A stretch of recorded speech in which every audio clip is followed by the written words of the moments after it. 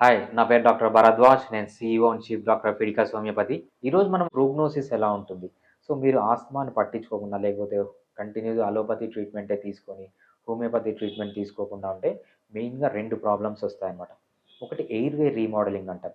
నార్మల్‌గా ఏంటి ఎయిర్‌వే ఎప్పుడు నారో అయిపోవాలి? ఆస్తమా అటాక్ వచ్చినప్పుడు మాత్రమే నారో అయిపోవాలి. నార్మల్‌గా ఓపెన్ కావాలి.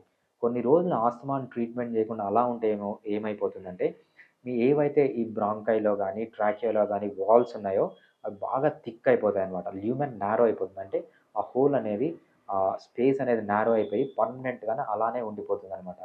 దాన్నేమంటామంటే ఎయిర్‌వే రీమోడలింగ్ అంటామన్నమాట. ఇది పర్మనెంట్‌గా అలానే ఉండిపోతుంది. ఇంకా తగ్గదన్నమాట. ఇది ఒక కాంప్లికేషన్. అదే విధంగా ఫ్రిక్షనల్ స్ట్రెస్ అంటామన్నమాట. ఫ్రిక్షనల్ స్ట్రెస్ అంటే మీ ఎయిర్‌వే ఎప్పుడైతే నారో అయిపోతుందో లోపల మీకు ఒక మ్యూకోజా అని ఒక లేయర్ ఉంటుందన్నమాట. చాలా ఇంపార్టెంట్ లేయర్. ఆ లేయర్ చుట్టూ గాలి పోవడం వల్ల, ఎక్కువ ఫోర్స్‌తో గాలి పోవడం వల్ల అక్కడ ఫ్రిక్షన్ వచ్చి ఆ లేయర్ బాగా దెబ్బతింటుంది. ఎప్పుడైతే ఆ లేయర్ దెబ్బతింటుందో అక్కడ బాగా రెడ్‌నెస్ రావడము, స్వెల్లింగ్ రావడము, మల్టిపుల్ ఇన్ఫెక్షన్స్ రావడం ఇవన్నీ జరుగుతాయి. సో, ఇవన్నీ serious complications of asthma. Serious complications of ఆస్త్మాలోకి పోకుండా ఉండాలంటే హోమియోపతి ట్రీట్మెంట్ అనేది ఇమ్మీడియేట్‌గా స్టార్ట్ చేయడం చాలా ఇంపార్టెంట్. సో, ఫైనల్‌గా ఏంటంటే ఆస్త్మాకి ట్రీట్మెంట్ లేదు, పర్మనెంట్ క్యూర్ లేదనుకోకండి. హోమియోపతిలో ఎక్సలెంట్ ట్రీట్మెంట్ ఉంది.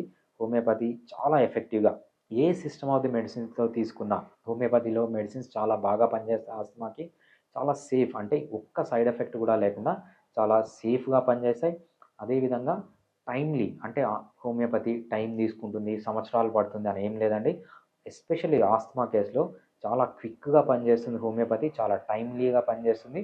సో, రెగ్యులర్‌గా హోమియోపతి ట్రీట్మెంట్ తీసుకోండి. మీ ఆస్తమా అనేది కంప్లీట్‌గా క్యూర్ అయ్యే ఛాన్స్ చాలా ఎక్కువగా ఉంటుంది.